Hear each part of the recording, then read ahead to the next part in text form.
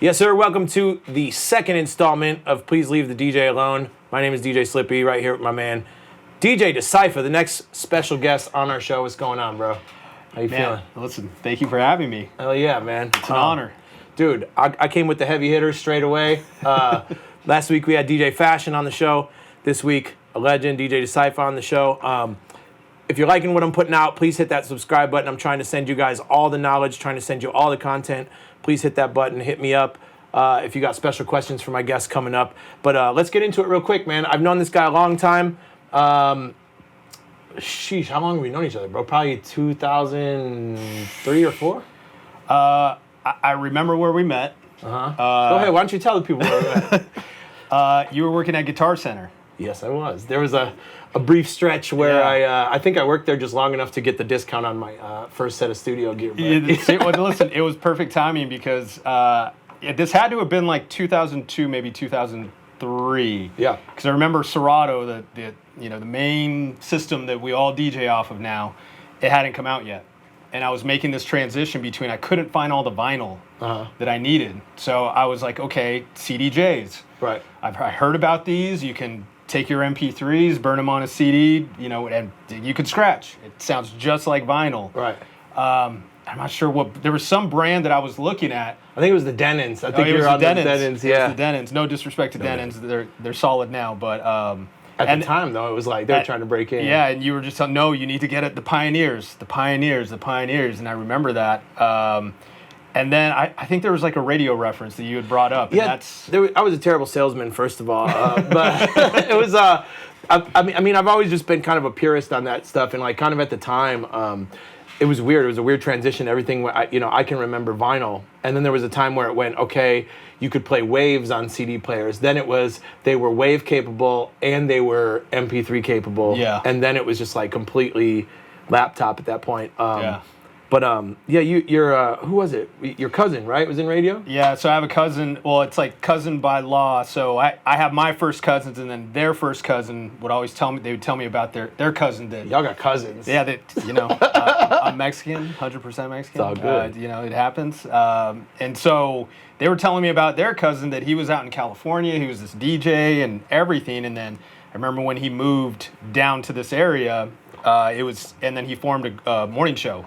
It was Crazy Kid and Ruben S. That was legendary. That was a legendary show for a long time. Yeah, too. So Ruben S. He was a guy, and honestly, him and his roommate DJ Louie. I mean, they would. Oh man, I love Louie. Yeah, they would let me come over, go through their vinyl, listen to things, take me to the clubs. I'd go to the radio station. I'd hear them do their late night EDM show. Well, it wasn't EDM then. It was house music. Yeah. And so it was just. They were kind of my insight into radio, and so I forgot what it was. You had mentioned something about radio because you were doing stuff at. Yeah, so I was transitioning out of I was in the military, and I was kind of transitioning, trying to find my footing, and I think I had used my GI Bill. So the GI Bill is like a thing that they give you, or you actually have to pay into it. They don't tell you that when they're selling you the commercials, slaying the dragons and all that shit. They're like, here, you get this money for college. So anyways, I went to this radio school, and so I think I was talking to you about Ruben being your cousin or something. But yeah. But that's a great point, man. So for the people that don't know, Decipha is, what's your official title? Program director now? Today in radio with technology, I'm operations director. So I oversee, we have 3 brands. We have Camel Country, 107.9, Cool 94.5, which we just rebranded to Big 94.5, and then Live 101.5. Okay. So I oversee operations for that. And then our entire radio division, I oversee operations for. We have multiple top 40 stations across the U.S., so I work with all of our teams. I mean, Miami Power in Miami, B96 in Chicago, Vegas stations. We're pretty much everywhere. So. And this is awesome for me, man, because I grew up listening to B96, and for everybody that's wants to break into radio or potentially has questions about breaking into radio, this is going to be a great hour for you because this is the dude directly to go straight to. But for me, growing up, I was somewhat of a kind of a shithead kid. Imagine that, right? Still a shithead, but my mom would kind of ground me, and she would take away all the shit in my room. And all she would leave was a clock radio, my Jordan poster, because I grew up in Chicago. I was like having a Jesus poster up there. You know what I mean? The wings? It was the one where he was flying through the air like this, okay. and it just said flight. Right? Yeah. But I could, I would open the windows and I would hear all the kids, and they're out there partying. And B96 would have these house DJs. I mean, I'm not even going to say what year it was, but it was in the 80s. And they would just have Bad Boy Bill and Bobby D and all these old school, like, huge house DJs. Yep. And so that was kind of my first forte into radio. And it was like, for me, radio was the promised land. You know what I mean? So it was always a goal and a dream of mine to get on the radio. So maybe, you could tell us how you kind of got into radio and maybe what that means to you and why you're still, at this point, charging for it and doing your thing. Well, I mean, it was a mixture of so many different things. I mean, it started with, just surrounding myself with the individuals. I mean, I was already a nerd about music. My music career started around 13. I had my own rap group. It was me, my brothers, my boys. You were rapping? I was rapping, but I was rapping. I had flows. I had a flow book and everything, but I was mostly on the production. Okay. So, I never really wanted to be like in the forefront of it. Mm-hmm. I thought it was cool. I understood how to write music. But yeah, I mean, I would just sit there and program on some keyboards, and then my dad actually for Christmas bought us studio time, and then so I started my rap career. It didn't last, but so it was a mixture of that and knowing that, like, in hip hop, like, if you're gonna go do performances, you need a DJ. Right. So I had already had records. I had 45s and stuff growing up, and I used to scratch on them, so I understood, like, you would see a DJ and mimic, like, the scratching. Mm-hmm. So I had the concept, and then I just started piecing together some stuff. Ruben actually gave me this little mixer. I stole my dad's. He had a Technics hi-fi setup. Stole his turntable. Yeah. The highest of fidelities. The highest fidelity. I mean, it was, and I just started getting records. And now it was actually my sister, and you'd relate to this because this is kind of where it ties back in too. She would, I'm the youngest of 4, so when I was younger, she would be 18, going to all the underage or all the after hours clubs. Okay. So back then in Phoenix, if alcohol stopped at 1 o'clock, then they would let all the 18-year-olds in, and so she would be going to, like, Polyesters and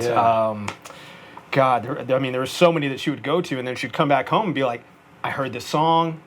Where can I find it? Right. So then she started taking me to all the record shops to go find all her house records.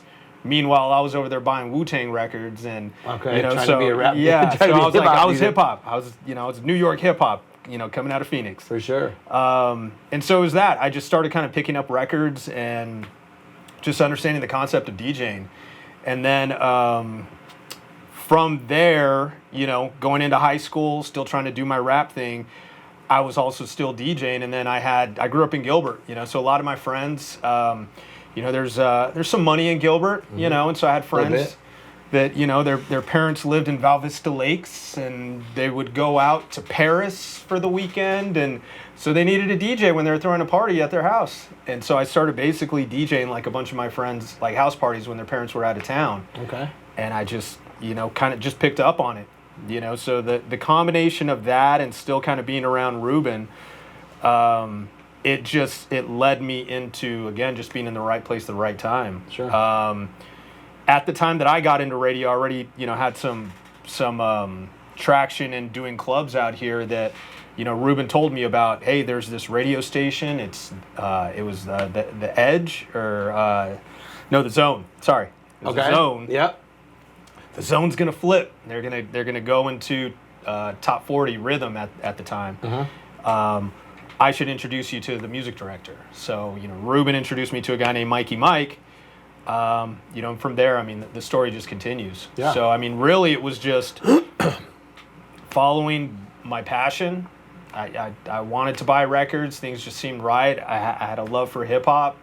And then just practicing. And also, again, I wasn't really around any other DJs. I didn't know any other DJs. Mm-hmm. I knew a couple people that had turntables, but they didn't even know what to do. So I'd even borrow their turntables to go do, some gigs. And you jumped in kind of like at the mix show, right? Like, is that kind of where you started when 115 was? Yeah. you were, I mean, it was a different kind of era. There's not a ton of mix shows, I guess, anymore like there was before. I mean, they would have like mix show weekends, and they would have like, you know, Memorial Day weekend for 100 hours. It was Decipha and, you know, Mad Rich and all these guys. Yeah. And, well, that was the thing when the station started. They wanted to do, it was called the longest damn mix show ever. I remember that. I think you were a part of it too. That. Yeah, you were a part of it. Okay. So Mikey Mike brought in a bunch of, you know, extra DJs to do the longest damn mix show ever. I don't even know what it was. It was like 5,000 hours or something like that of straight mixing. It was like 2 weeks. Yeah, it was like 2 weeks straight or something crazy. Do the math on it. And yeah, I think my first shift was like a Tuesday at 2 a.m. or something. Sure. Because there was just DJs around the clock. Right.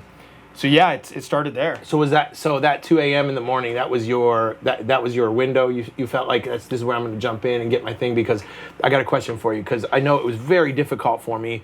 You know, if it wasn't for DJ Earth, you know, then I probably wouldn't have done as much in radio early on in my career as I did. Yeah. It was really hard to break in, lots of competition. So, you know, I guess kind of one of the questions I had for you was, if I was a younger guy nowadays and I wanted to get into radio, what would be the move to get to a guy like you? Or what would be the move to even start the process of working for a company like Yeah, I mean, well, I would say today it's even easier. You know, in my day, people would say, "Oh, what's even easier then than it was before?" But now you could find the email, you can find the station information.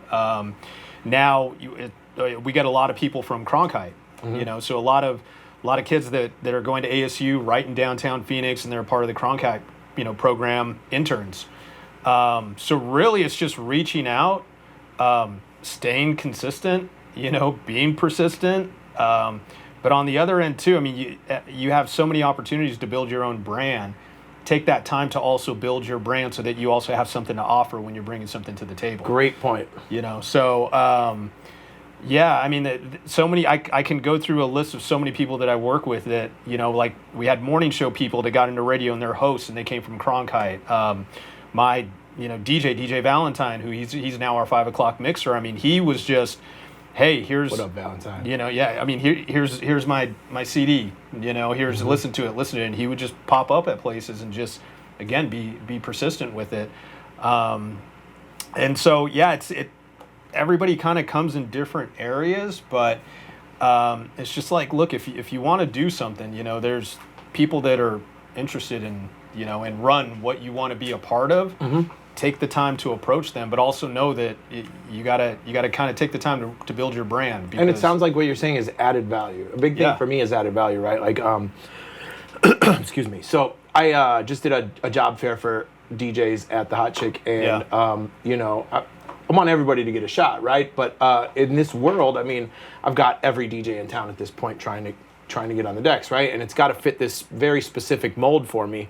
Yeah. So a lot of the times I even put on the application, like, what added value do you bring to the table, right? Like, and I hate that because it kind of came from an era where, you know, it kind of sucked to have to DJ and be a graphic designer and have to do these things. But it's kind of like now in this era, I feel like if you don't have added value, you don't have another skill, then you're kind of just going to get pushed to the wayside. Like, do you agree with that? Yeah, 100%. But the added value doesn't just have to be like, how many followers do you have?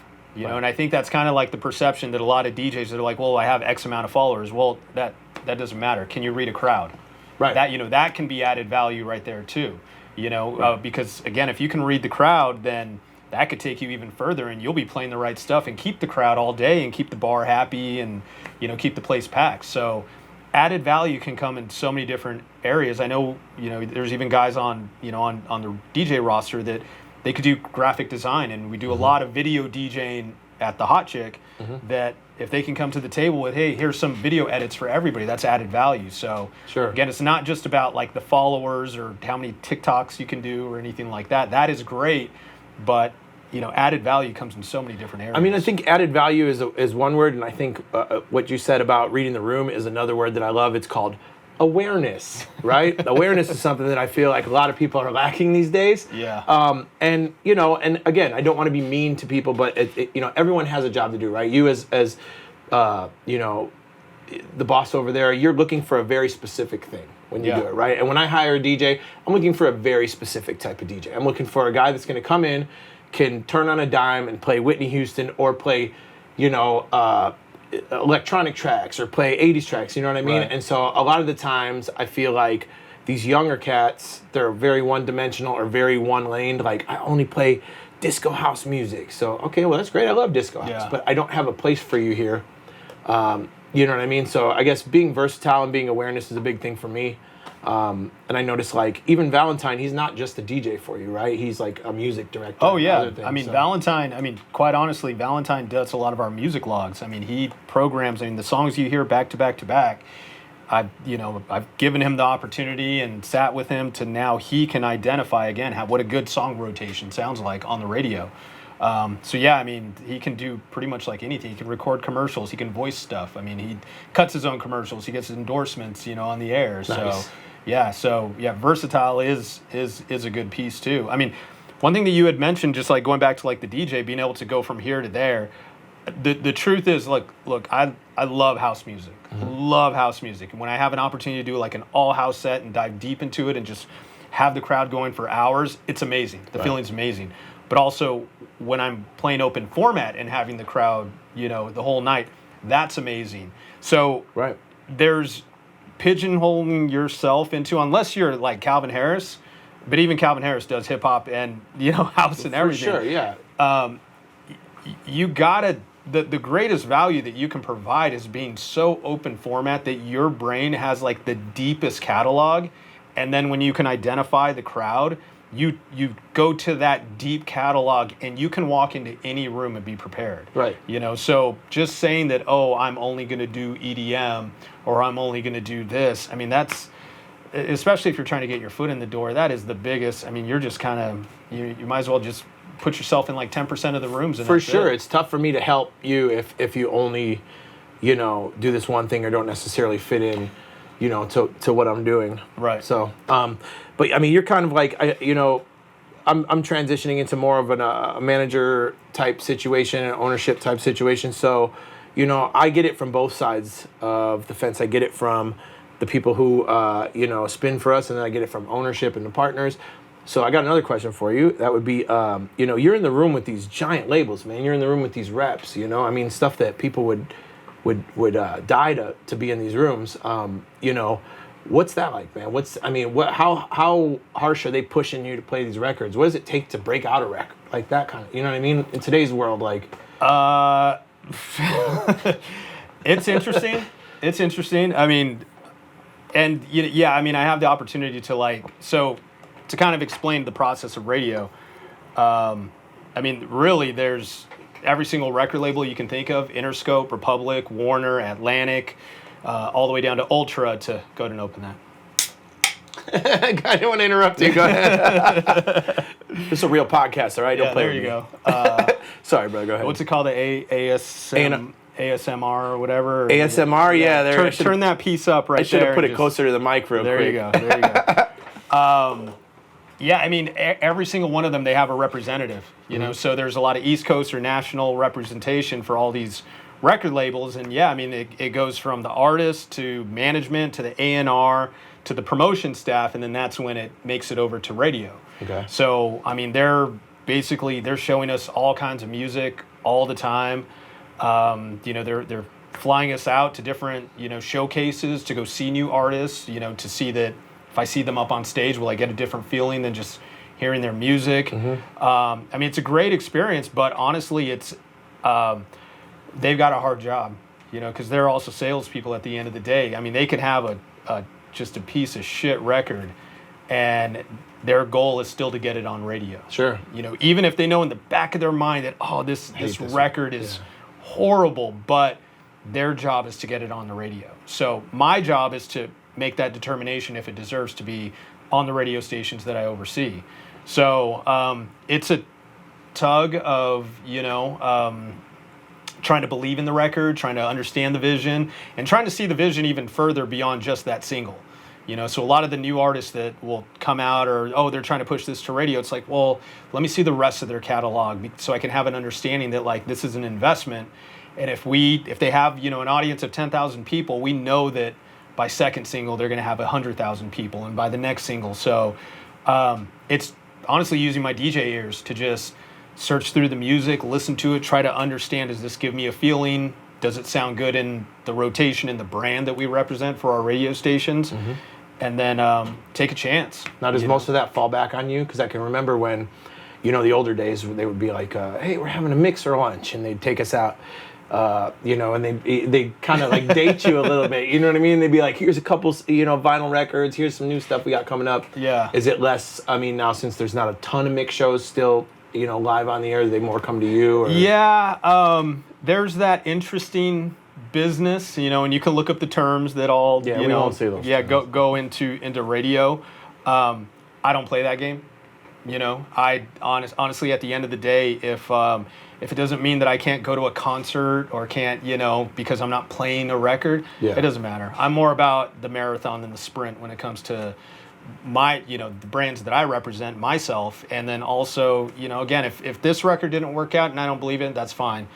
Hopefully this artist will come back and have a second, record. Yeah. So, but it's still that, Yeah, labels will come to town and be like, you want to go to dinner? I'm like, no, how about we just grab a coffee? Yeah, let's not get too deep. Yeah, talk to me about what records you have. For sure. But, for the most part, a lot of the people that I work with in the industry, I've become good friends with them, because now being in it for so many years, we kind of came up together, so there is that mutual respect. Yeah.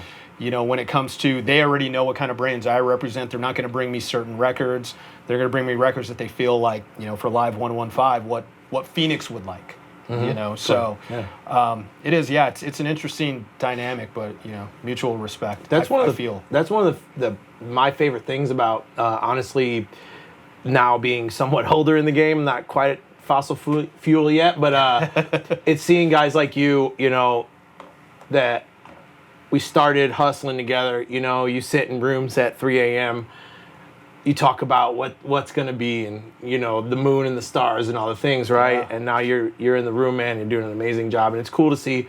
A lot of the guys, man. You're in, just how everybody's evolving and becoming these different parts of the industry that you thought you were just going to play tunes for everybody. You know what I mean? And now you're in this like really powerful position, and kicking ass. So no, man, I appreciate cool. it, but it kind of just goes back to like everything. So many people think there's just like a shelf life, but if you know how to continue to like recreate, evolve the whole thing and take like what and then take it to the next step. Yeah. He's a perfect example right here. Thank you. I remember, back in those beginning days when I was still trying to get my foot in the door of like all these different clubs, and I remember I'd hit you up on MySpace, a couple times. Shout out to MySpace. And I'd be like, "Sheesh, top 8." Yes, and I didn't know how to I didn't know how to network really. I didn't understand that because I wasn't around many DJs, So it was like when I would meet you or I met a couple other DJs, I didn't know how it worked. I didn't know how to get into these clubs or anything. I remember you just.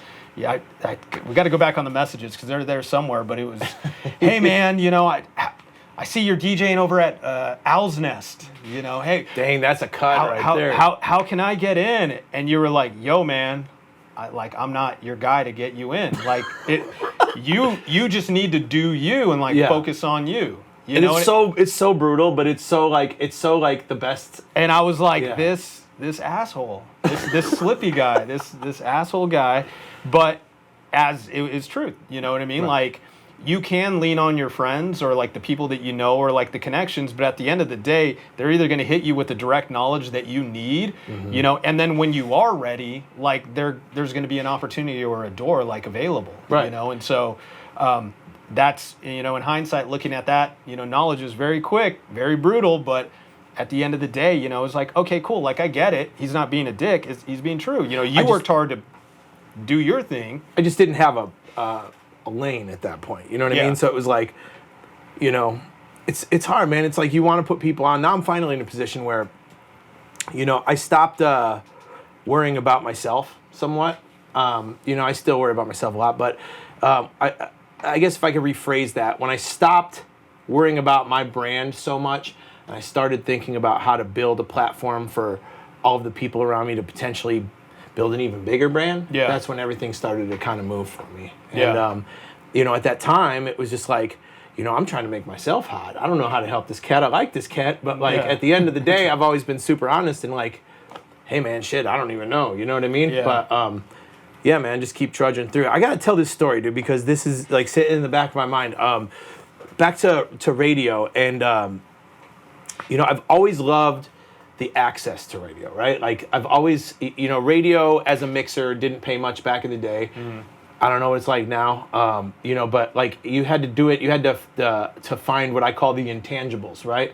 Not everything in this business is a hard ticket, is something, and it's kind of a double-edged sword because they say, well, do it for the exposure. That's a bad intangible sometimes for me. But your access to these artists, right? I can remember a very specific. I got to tell a story about the Pitbull E4 thing because it's a legendary story, right? It was you and me. It is, yeah. So we're mixing.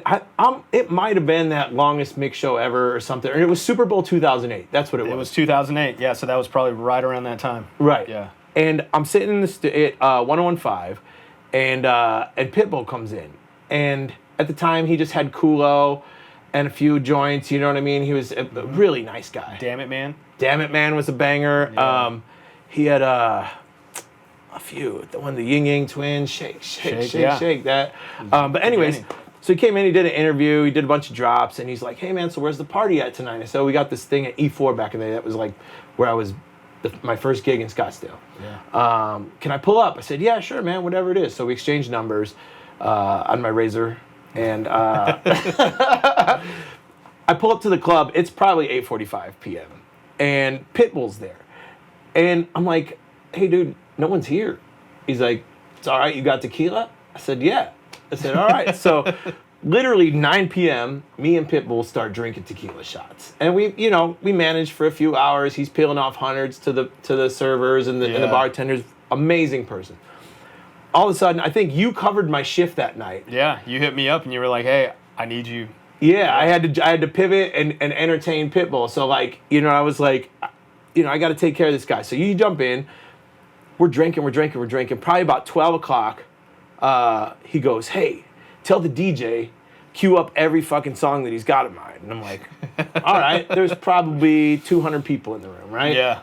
This fucking guy gets on and does this impromptu performance of all his tunes at the time. And instead of all the ad-libs, he's shouting out me and Decipha. He's like, it was one of the coolest nights of my life. Yeah. Man. It was like seriously very cool. And we shared that moment. And I think I have the video somewhere for that. Oh boy, I got to see that. Yeah, man. Because I remember that I didn't even know the Pitbull end of it. It was just, you hit me up and you're like, hey, I got a gig. And it was like it was Super Bowl weekend. Like things were popping off all over the valley. Yeah. And so you were like, E4, the fire room. Yeah. It was the fire room. It was the fire room. And then, so I'm over there playing and everything. Then it starts to get packed and everything. Then you show up and you're like, yo, Pitbull's with me. I'm like, wait, what? Here comes Pitbull into the booth. Same thing. Yeah, cue up all the records. And then it wasn't Mr. 305 then. It was Mr. Mr. Worldwide. Yeah, rocking a T-shirt and some jeans. Bro, he had like, he had that, like he got the shirt at the buckle. Or like the bottom fucking tribal shit or whatever. But no, listen, Pitbull's, I love that fucking dude, man.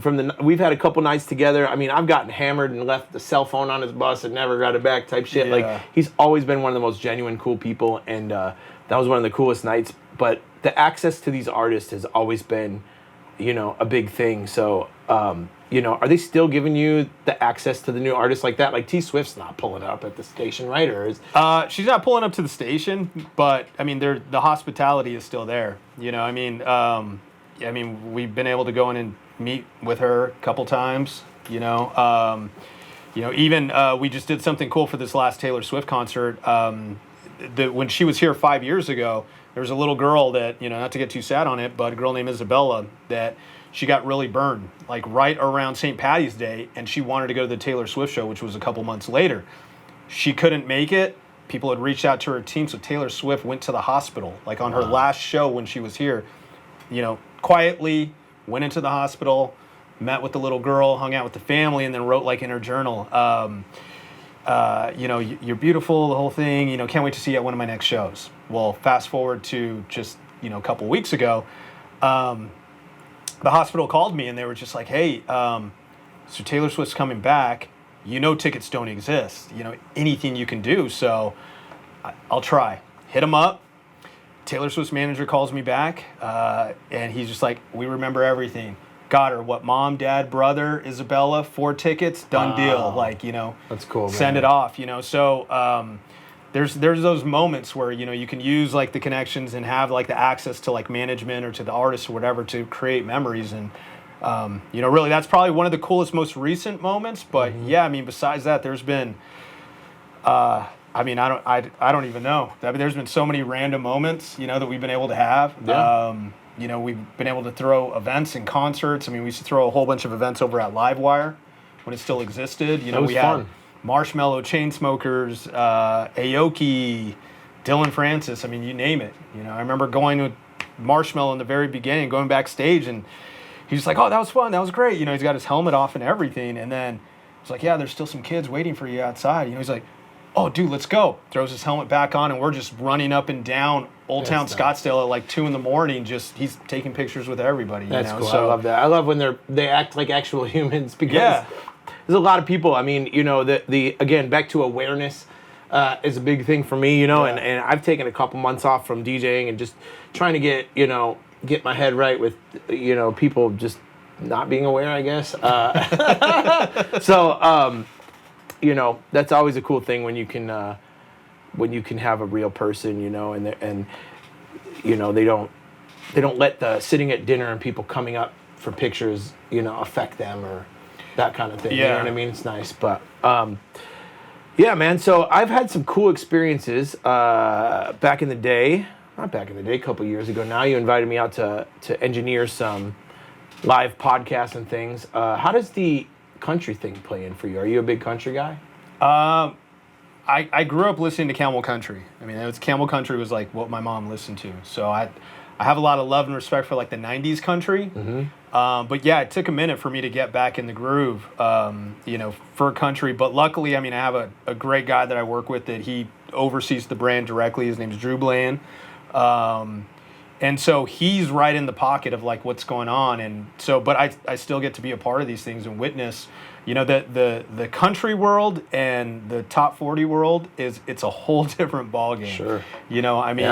We'll go walk into an event and we'll have like big time country artists there and they're literally sitting down like this, just right next to you, grabbing a guitar and, hey man, you want me to grab you a beer, or it's crazy, or like smoke some weed. So it's a whole different world. So they're so nice, so appreciative. They'll have your direct cell phone number and call you and thank you. Like it's just a whole different ball game, like dealing with the country world versus the pop world. But we've had some opportunities to create some cool experiences, just all around. What's the so most people that don't know, Decipha called me in a couple years ago.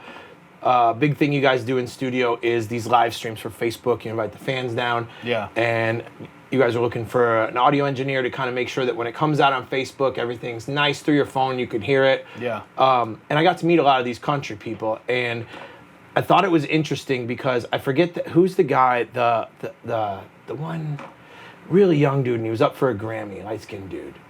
Amazing. Kane Brown? Kane Brown. So I had no idea who Kane Brown was. No idea.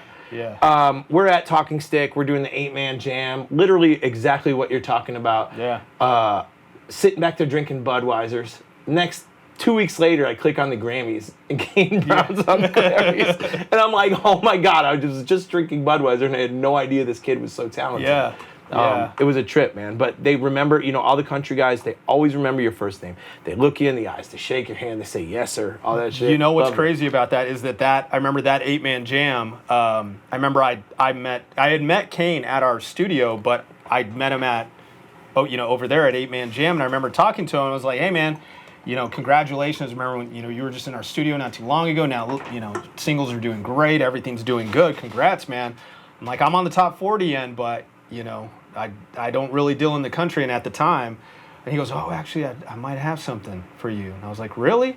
He's like, oh, yeah, And I think at the time, he either said that he had a song with Khalid coming out or a song with Marshmello, one or the other. Mm-hmm. I'm like, oh, dope, man. Like, let me know. And sure enough, he comes out with a single with Khalid. And then fast forward a few months later, I go to an artist showcase and we go out to Vegas.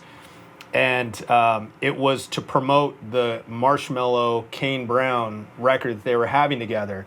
So they were taking us out. They wanted us to meet everybody. We were having lunch and dinner and everything with Marshmello and Kane Brown. And the place we were staying at, it was the Palms. Was it the Palms? Yeah, it was the Palms, right when it relaunched.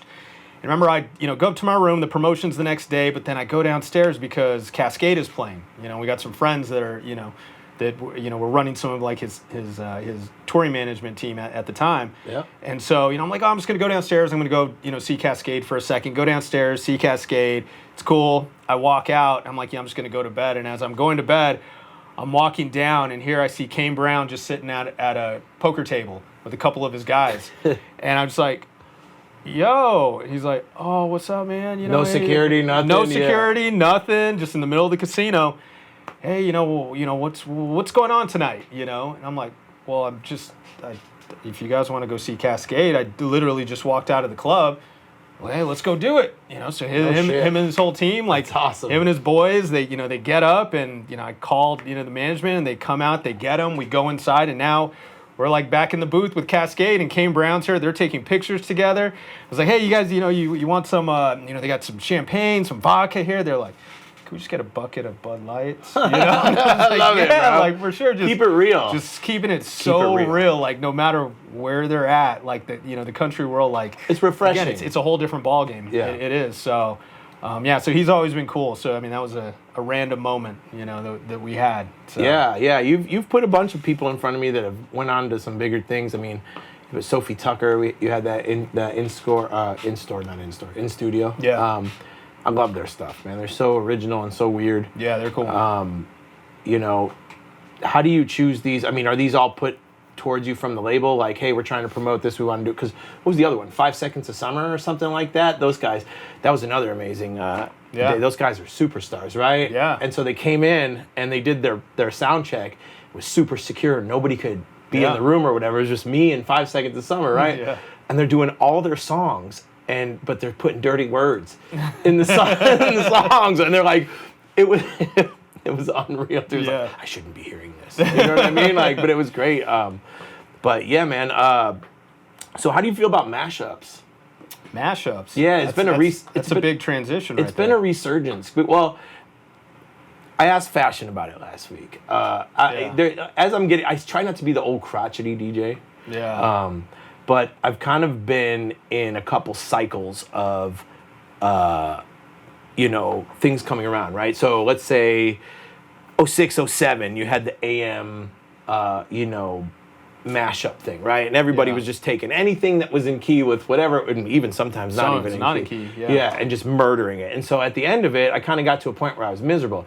And now I'm at a point where, what's those guys? I don't even want to say their name because they're so bad. But anyways, it's like two buddies or whatever. Anyways, just mashing things together. And it's just a 5-minute mash. As soon as the hook's done, it's another hook, another hook. Everything's in key, but it's just like, I want to bar 2 minutes into it. And I feel like that's now the new trend coming around is the blends or the mashups. And so, you're kind of somewhat veteran DJ, older. I don't want to call you older, but I'll say veteran. Seasoned. Yeah, seasoned. There you go, like a skillet. Yeah, I mean, mashups, we knew it worked before. Mm-hmm. We knew that, and then now we have the technology to get it even better, more in key, So I'm not against mashups, but I'm also like, if a song was a hit and the way that it was structured originally, like, my whole outlook on DJing is that I don't need any remixes. Like, if it's a hit, it's a hit, it's a hit. Right. You can play the hits, So if you need a mashup to be creative or make a transition, I'm all for it. But, and listen, if you can move a whole crowd for 4 hours, 5 hours, peak times and everything with nothing but mashups, you're a legend.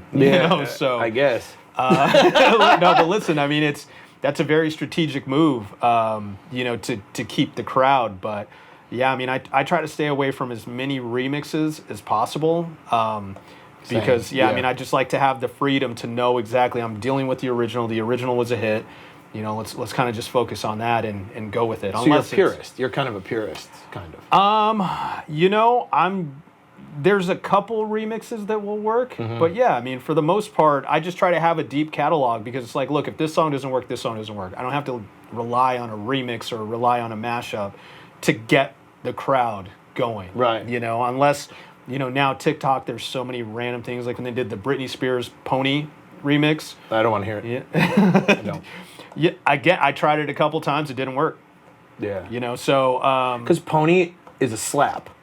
Play fucking Pony. Don't play the remix of Pony. Just play Pony. You could play it at 12:30. Listen, all DJs, I will give you a little hint. Like, if you literally just play a song, echo out, and let it go quiet for a second, and then just drop Pony, that front end and the bass, Looney knows what I'm talking about. everything, like it will work. Dude, I do that a lot. And people are like, "Oh, this guy's drunk," and then you slap him with something, and they're like, Yeah, I mean it works. You're welcome. Yeah. You So I know? mean, there's only a few records you could do that with. You know, for sure. I do it with Buy You a Drink by T-Pain. Buy You a Drink. I'll just like a solid front end that right when it hits, you know what it is. And everybody's gonna know what it is. But yeah. No, I agree. I'm half romantic, half purist. You know, it's like I just don't feel like you should ever disrespect Whitney Houston. I want to dance with somebody. Like, some people can't even bring themselves to playing that tune. But not only is it one of the best songs ever fucking created, you should never play the remix of it. Yeah, it's just that's not not a song you remix. Yeah. So What about the Venga Boys? oh, that's a banger, bro. banger. I only say that because I know you've dropped that a few times. I like to get weird, bro. You know, it's like I've played so long. I've been so long, you know, in my head about weddings and all these things and what's this and what's that. And now we're kind of at a place where I feel like most young people aren't, they haven't seen the videos. And even if you've played this song a bazillion, quadrillion times, these people still love this song. And like the other night, me and Looney were in the booth, and you know, the first 15 minutes, I was trying to slap them with shit. And I was like, okay, they don't want this. They want a cruise. They want to be on a cruise right now. So you're going to get fucking Rihanna super bass, and you're going to get, you know. And I literally played zero electronic music because it was all girls from Oregon with pink fucking cowboy hats cheering for bachelorette parties. So it's like, sometimes, you know, like I can rip an open format set. Yeah. So I just got to get right in my mind. How do you stay, you know, motivated? I was talking with Vice in Vegas last week, and I watched his interview with Spider on the DJ City podcast.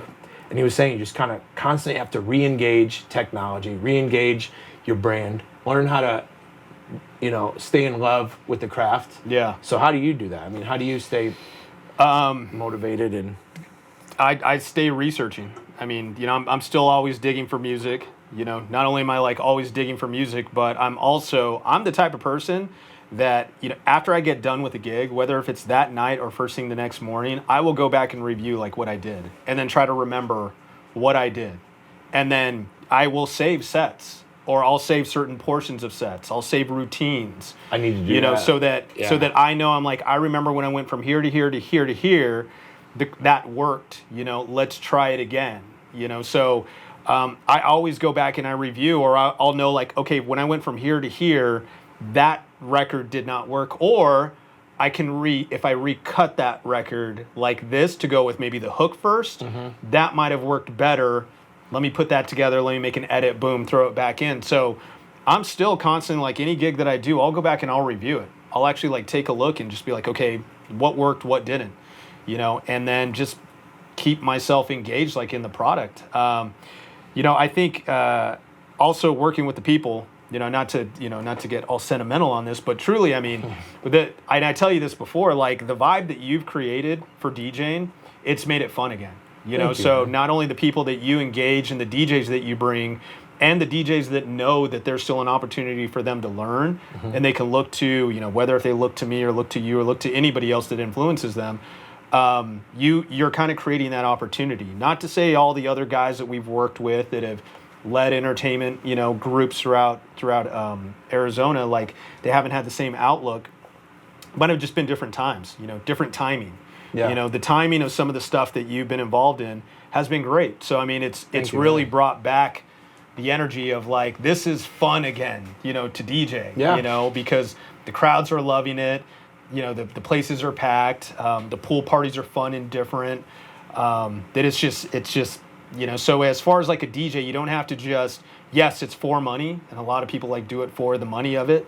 But if you can find a way to be a part of, a team that is really engaged in like actually creating an experience, that money's just going to be easy. Experience is the word. Well, it's experience, Yeah. So I mean, and that's really what you're doing when they're building a club and building a sound system and the lighting system and all of that. That's part of the experience. When you're utilizing the lighting system and the sound and everything by playing music at certain times and creating, whatever your mood is to take them from 9 o'clock to 2 in the morning, that's part of the experience. Yeah. So, if you're engaged with everybody that's a part of that, everything works, Yeah, I mean, I've purposely, in some ways behind the scenes willed a lot of that. Well, first of all, thank you for saying that. But, I've just, I've came from the DJ circuit. And so I've worked 20 plus years knowing how I don't want to be treated. And so now I'm leading with it, leading by example and saying, hey, we have an awesome squad we have a ton of veterans, tons of young guys. Everybody's willing to just jump in and help each other. Yeah. I'm not here to handcuff anyone. Like this is supposed to be a creative endeavor and, lifestyle for us. And I feel like a lot of the time the business really just sucks the air out of the room for, for these kind of things. And so I try to lead by experience. And I think that a lot of people these days, including older people, we're in Instagram all day long. We're judging ourselves. We're doing all these things, right? And so sometimes I'll see like a girl that I, follow on Instagram or whatever. She's in the spot. She's wearing the 90s fashion. But then all of a sudden I'll put on TLC No Scrubs or something like that. And she's locked in on the video, right? Yeah. And so it's that experience, that moment where they're in the club going, oh, that's where that set of shoes came from that I'm wearing or whatever. You know what I mean? So, yeah, man. But it's all the brand too. I mean, yes, like you're creating the experience, but it's all the brand. And that's kind of the way that I even judge like radio too. You know what I mean? Like we have a voice talent that, voices the station. We have a music rotation. We have promotions. We have ticket giveaways, certain things that we want to do. And then we have the talent that lead it. And if you can hit on all cylinders on every single one of those elements, you're creating like a very cohesive brand. Absolutely. So that's, just even going back to, Hot Chick, use it for example. I would say this is the first time DJing at a club where I didn't get like bar staff pissed at me for the music that I was playing. I'm actually getting bar staff coming up to me being like, oh shit, you're playing this? Do you think you could play this? Like they're in the, in the moment of the experience that they're like, I even have an idea for you that would be great. Yeah. Versus, dude, can you play like, Drake's, 7th mixtape, version with the remix of Future, the Lil Weezyana mixtape. Yeah, My wife's got it, but no one else does. Exactly. So. Yeah, no, I think that it comes down to, again, I've been in tons of clubs and tons of places where, the managers are coming up and they're talking to the DJs and they're disrespecting them and they're saying this. First of all, you're a fucking manager. Yeah. You're not a DJ. DJs dedicate their entire life to downloading and hustling and eating fucking ramen and all this shit. You know what I mean? It's a tough gig. So why the hell should some dude that's 26, 27 years old that fucking manages, bartenders and shit be telling anyone how to DJ? So that doesn't fly in my fucking business. But it comes down to me being strong with them and saying, hey, listen, I'm not saying that your opinion isn't right. Yeah. It's just you don't need to place it at 7, 8, 9 p.m. on a Saturday night. You're just gonna fuck up the vibe for everybody. So man, it's been an interesting journey. Do you find that people treat you different now that you're in a boss position? I mean, I don't feel like they do, but it's, it just comes down to proper leadership. Yeah. I mean, you have to build a trust to know that like, hey, I'm here to take you to the promised land, whatever that promised land is. Mm-hmm. Success. I want you to succeed. Your success is my success. We're working as a team. Trust me? Okay, cool, let's go. So whatever you can do to kind of build that, then it becomes, it puts you like everybody in a vulnerable state, Mm-hmm. So it's okay, I trust you, so I'm going to be myself. Yeah. Right. So once you get that trust and everything, I mean, then it's like, I'll run through walls for you. Yeah. So as far as like the team that I work with, the Morning Mess, Natasha Castles, I mean, we got Brew, Julia, different people that I work with. Now, I mean, I feel like we're at a point of hey, I'm open, I'm going to be transparent with you, but also trust me because I want to see you succeed. So, let's go. You Right. know? So, yeah, but I mean, on the other end, I don't really pay attention too much on if there's anything outside of my team. I try not to tell anyone that I'm in, any positions that I'm not in, so they'll shoot me straight. But I definitely, excuse me, one of the hardest things that, I lead by example. Yeah. I'm a veteran, so I got to be in the fight. I need to go to sleep and have people have my back type thing, Yeah. right? That's my mentality. But there's definitely been people sugarcoat things a little bit or may not. It's been one of the hardest things for me. Yeah. So, I definitely wanted to ask you about that. It's definitely one of the things that jumps out to me as a leader. It's like once you go from, being a coworker to being this manager or being this thing, I feel like you never really get the full view anymore. People aren't as willing to. Well, it depends. I feel like I leave that door open to be vulnerable, for them to be open, like this is a safe space. And if that trust is there where, hey, I'm trying to lead you to a place because I truly do care, right, and you express that there's that opportunity there, but, if you don't even know how to lead yourself and you're not even in a place of like, in a healthy state, yeah, it's going to be really hard to, lead a team. For sure. And that's even where it goes back to what's your home life like? Right. I mean, that plays into you being a good leader and, being a boss or whatever it is, and I know with my personal home life, I mean, my wife is amazing. Great person. Shout out Trish. What and the support that she gives me and the support that I give her, and just that and the ways we want to grow, right, that helps, because in being a leader you come home and you feel a certain way, but not to say you have to turn that off, but you have to know how to transition to continue being that support when your significant other needs it or when your kid needs it. My little girl, like, she's not feeling right or something, or you got to leave the world behind and get in there. Yeah, but if you know how to properly lead every single one of those situations, it's not that you're just compartmentalizing it or anything or sticking your head in the sand when these situations are. You're truly working through your emotions of understanding what leadership is and being truthful and honest and, letting people be vulnerable and everything, and then people just trust in you so that when you do have that time where you have to break down, you have to have your moment, they'll give you that moment. Absolutely. So, and it's full circle between your passion, your job, your leadership, and your home life. Yeah, I mean, my wife's definitely helped me. There's times where I'm frustrated with people, and she's obviously a way better communicator than I am. But it's how your wife and how your significant other treats you when you walk through the door is everything. It says about what you're willing to do, what you're willing to change for, and even when I fuck up, you can attest to this in our group chat. Hey guys, I fucked up. Can somebody get my back? I'm never gonna be like, you know what I mean, like not accept my fault. So, great point. But yeah. Sorry, as a leader, go ahead. One of the things I always say is like, I'm going to tell you right now, like when I first start with somebody, I'm like, I'm going to tell you right now, I don't have all the answers.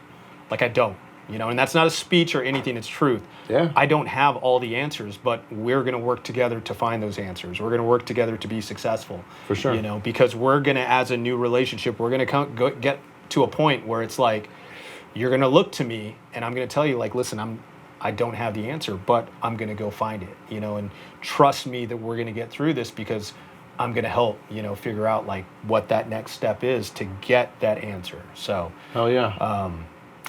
That's my leadership. No, I love it. I love it. It's a whole different ballgame, bro. I mean, being a leader is tough, man. You got to take on a lot of shit and sometimes there's conversations that you want to tell people because you value your relationship with them, but you don't have the time to explain it, and you just need the trust, and you just need them to say, hey, I got you no matter what. Let's talk later. Let's do lunch, that kind of thing. But yeah, man, I've got a lot of cool DJs I got Fritzy from hanging out with you. Love Fritz. Shout out to Fritz. Fritz. She's doing her thing. Yeah. A lot of good people, man. It's all about, I got a couple buddies right now trying to do some new endeavors, some new business endeavors, and I tell them it's money isn't it. Like money isn't. I can get money from anywhere, but key personnel and systems to have those people function in the absence of you. Yeah. Is the most important thing. And how do you qualify these people? I mean, I'm sure you're hiring a lot of people, like you said, out of Cronkite. You're hiring them off of probably Open Door maybe, or those type of things. Yeah. Right? How do you qualify these people? Because I know I ask these questions like, okay, what format do you prefer? What equipment are you on? All these things. Because if you don't know that it's CDJ 2000s and 3000s, and you come in and you bring, a controller on a Saturday night, it's not that that's not okay. Yeah. It's just that it tells me that, you probably don't know really what the standard for what's going on in a nightclub on a Saturday night is. I mean, my biggest thing is, because, if you want to compare it to, DJing or any other job, with DJing, if I was looking for DJs, I personally know that you can put me on anything from like a 6-inch controller to, Technique 1200s, and give me a couple minutes and I will know exactly how to get it working and running and rock a crowd. So being able to know all your equipment and any possibility when there's a problem, any sort of situation, it's like you got to know how the donuts are made in order to know how to sell them, so right. It's like if you know exactly how to troubleshoot in any situation, you're going to know how to get yourself out of that. I mean, you're locked for DJing, you're locked in a booth for 3-4 hours, 5 hours, 6 hours, depending on your shift. Anything can go wrong. Your computer could crash. What do you do? Mm-hmm. CDJ could freeze up. What do you do? A mixer could stop working on one channel. What do you do? Right. You still need to rock the crowd. You can't just stop the music and be like, hey guys, sorry, I got to... No, what do you do? So knowing how to troubleshoot because you know the equipment inside and out, that is also what is a great qualification, mm-hmm. And same thing like when I go hire somebody to be on air or be a DJ or whatever, look, you don't have to know everything, but if you have an interest to know everything, you're going to create better value for yourself. So right. If you are, I'm the guy, and you're the person, let's make it happen. That happened the other night. I mean, I pulled out my USB stick. Everything was good. He was like, "What'd you pull? What's that for?" I was like, "Case either I black out or the equipment goes down." But one of the two, we're backed up. You know what I mean? Because they got to fire something off. We're covered. But you mentioned Mikey Mike earlier. Those are dope shoes, by the way. I didn't even see those. Thank you. Yeah. The Air Max crew, what up? So Mikey Mike back in the day let JD, shout out to JD, do this thing called Just the Tippy with DJ Slippe. Right? It's phenomenal. We're going to bring it back, okay? But we're going to bring it back in a less aggressive form, I guess, and more educational form. Yes. So before we get out of here, if you had one piece of advice to give a younger DJ, because I think about this all the time. If I was a younger guy or gal trying to get into the game, how difficult is it right now? If you had one piece of advice, one tip to stand out and get the gig or get the forward progress that you're looking for as a young DJ, what would that tip be? I mean, there's so many things I can think of. I don't know if there's just one tip for a DJ, but I mean, the ultimate is practice and do your research. If you're doing your research on the equipment and understanding the equipment, mm-hmm. if you're doing the research on the music and understanding the deep catalogs of genres, if you do that and you have that in your head, you'll be good in pretty much any situation. Mm-hmm. So doing the research, I don't want to be an old DJ, I started on vinyl, and, if you don't know what vinyl is and you don't know how to be a DJ, guess what? All those buttons that are on there, they relate back to what the vinyl does.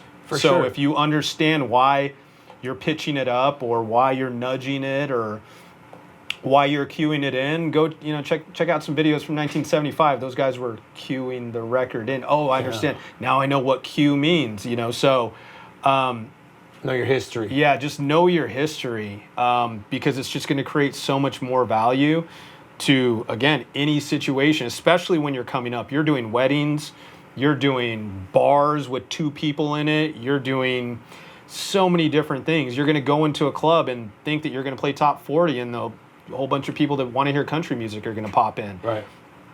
If you rock that crowd, guess what? They're going to invite you back the next day. For sure. And that really just comes back to doing that research and having that deep catalog and understanding of music and what has worked, what hasn't worked. So, another part of it before I even before I even really kind of started getting into a lot of these, places, when I saw you at Owl's Nest, I would just go out. Oh, this DJ's playing over here. I'm going over there. I'm going to go listen to what Slippe's playing. Oh, DJ Circle's playing over here. Right. I'm going to go listen to Circle, all the guys, So that's a big thing, dude. For me, at least, when I'm trying to hire people, I'm like, have you ever been to the Hot Chick? No. Okay, then why are you talking to me? Like, respectfully, why are you in my DMs? Yeah. Like, I don't need another DJ. I got 500 fucking DJs. Yeah. I need somebody who's going to know my brand, know what we're looking for, and then take their spin and put it on that and ultimately shine bright like a diamond. You know what I mean? Yeah. So it's, the awareness, back to awareness. Awareness. And also be aware, too, that if a promoter or club owner asks you, you'll only get paid if you sell bottles, you're in the wrong place. You're in the wrong place. Yeah, man. Yeah, there's again, back to trying to switch the game up. I mean, there's been just so many changes in this town that I'm just starting here and trying to change the culture again and try to have fun again. Because I fell out of love with DJing, and I still love it. And I tell my wife, I'm like, bury me with my 1200s, like just throw them in there. Yeah. I'm not gonna get in a coffin, but anyways, like if hypothetically, like I love DJ. I'm gonna DJ until I die. But it's constantly been me trying to fall back in love with this, constantly trying to learn new things. I might pick up the phase. Fashion was showing me those phases. Yeah. I love playing on 1200s, but there's not really a place for it in the club anymore. There's no room in the booth. There's no room in the booth, all the bass, but anyways, so we're probably hitting that mark. Is what's going on with Decipha in the world? Are you going to be performing anywhere other than the Hot Chicks soon? Or Listen, hard? I'll be back around, but yeah, I mean, I'm really focused on radio also, and yeah, just trying to do cool shit. In radio, we're always just trying to create experiences that money can't buy. So I'm still working at all my good buddies, shout outs to the Thunderbirds. I've developed some great friendships with those guys, that they run the Phoenix Open, Bird's Nest.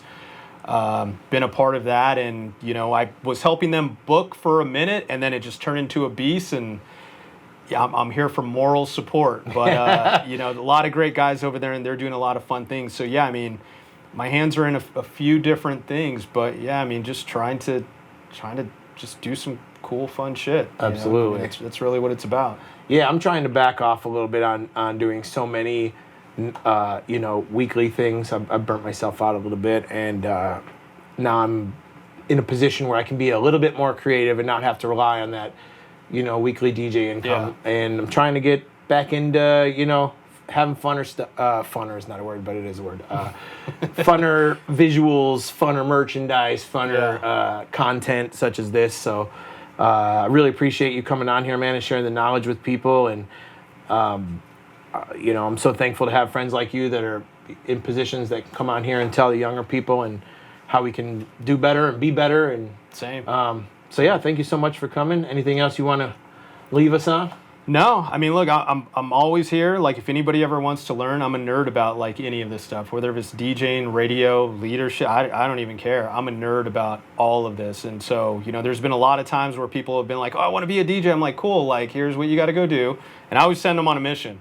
Go to a record store, go buy 2 of your favorite records. Mm-hmm. I have maybe had, like, 2 people of, like, the 50 people that have asked me to be a DJ actually go do it. Buy records? Is there a place to buy records? They're Urban Outfitters. Oh, there you go. But again, it's a task. Yeah, no, it's a simple 1-2 for you. Just a simple 1-2. How dedicated are you? Because if you could go find a couple vinyl, listen, you're going to be investing a lot of stuff into turntables, speakers, and everything. So 2 vinyl should be nothing. Yeah. But no, again, I'm always here. So I mean, people can get a hold of me, and to close it out, I'm not on social media. Well, I was gonna say give the social media, but this guy's too cool for everyone. So no, I'm just kidding. I'm just playing. I get it. Yeah, I mean, honestly, this is a whole nother podcast, but yeah, it's just in leadership. I use like the racehorse analogy. Racehorses have blinders, and it's there for a reason, because if they look to the left, look to the right, they'll fall.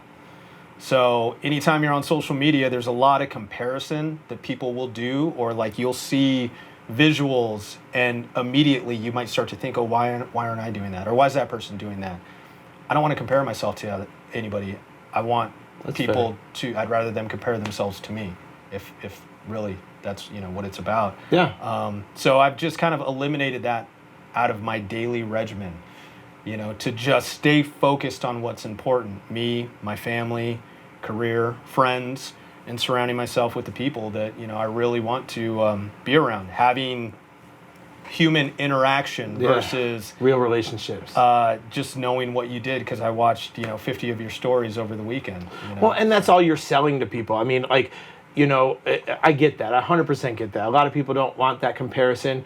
I'm always on the other side of that. If I can see your Instagram, I know what you're wearing. I know what you're drinking. I know who you're hanging out with. I know where you're at. I know what you're doing because you're giving me all that information. So it makes me easier as a marketer to get in your ass. You know what I'm saying? Listen, there's a value to Instagram also. Right. It's not for me. No, I get it. And it's hard. It breaks people down. Yeah. It's not very attractive anymore. And I get that. But, again, it can be a very powerful weapon. And I use it, I should probably dial back on it as much as I use it. But I got one more question for you. You're always a fairly level-headed person. How is, that I guess routine is what you're saying, routine and boundaries.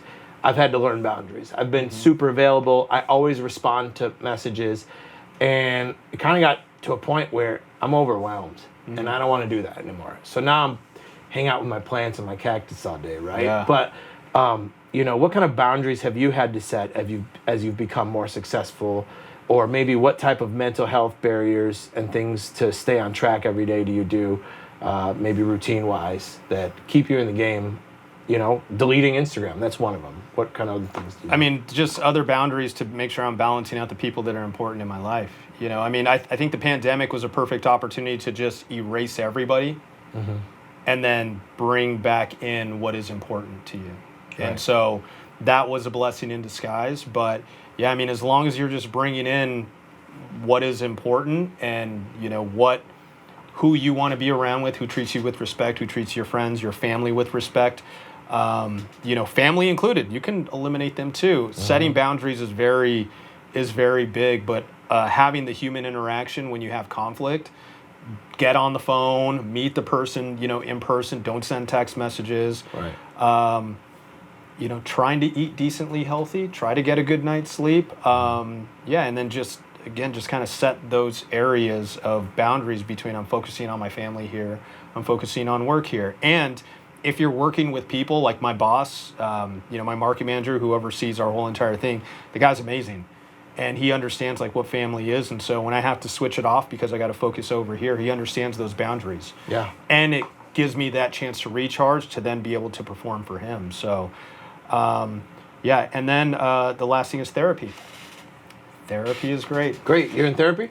I'm in therapy. I am as well. It's one of the most beneficial things. I started last September and was so scared, man. So I'm not a very scary kind of guy. You could pull up on me, but just that first step in getting in with someone and sharing what you feel to be your deepest, darkest kind of things, I pushed it all down for 40 years and whatever else. And now I feel wonderful and I feel like in control and it's so odd how, you can't really explain that to another grown man or a grown woman. No, but it's suppression is what it is, because every single thing that you go through, all your emotions, you have to cry, you have to yell, you have to have anger, you have to express that emotion. Yeah. Because after you express that emotion, there's a sense of that felt good. No matter what it is, you cry, that felt good. You yell, that felt good.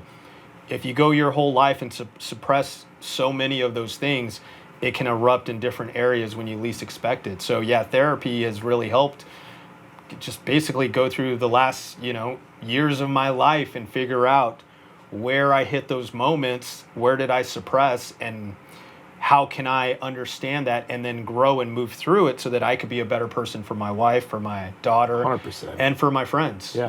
that's How did you choose your first person? I don't know that this was your first person, but how did you choose your therapist off the rip? I honestly, it took a while. I had a major tragedy in my life back in 2008 that sent me into therapy. Because the current job that I had at the time, if I wanted to leave the job because I needed time, I needed to go to therapy. So I was like, I don't go to therapy, I'm a man.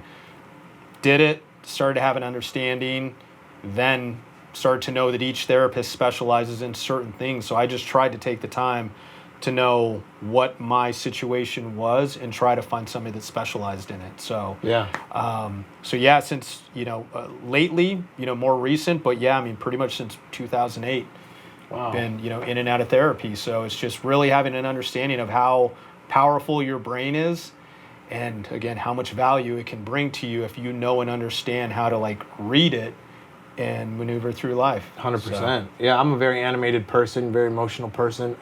It's my superpower, but it also was my weakness for a long time. And, just kind of taught me a little bit of internal dialogue. And when people piss me off, it's like, hey, bro, you're better than this. You ain't got to do this. You ain't got to waste your time on that person. So it's just these little simple changes that, interesting that you brought that up. But, yeah, man, we go through a lot, bro. And people holding up their fucking phones with the Bad Bunny shit. Listen, it's deeper than just playing the music. It's deeper than just playing the music. That's my boundary. Stop fucking holding your phone up. Well, listen, at the end of the day, we're creating art. And no matter how you put it, like being up there and being a solo person trying to control a crowd of 2, 3, 4, 5, or 10,000 people, it's your art. You're displaying your art to individuals. Yes. So there are very emotional things that you go through like during that process, which again it leads into, did I make enough money?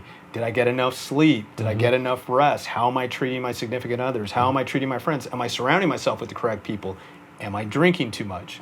All of that plays into it. So you put yourself in a very vulnerable state when you go up there and be like, I've got these records for 4 hours, and I hope you guys have a good time. Yeah. It's art. So and after you do it for a few years, it's taxing. It really is. For sure.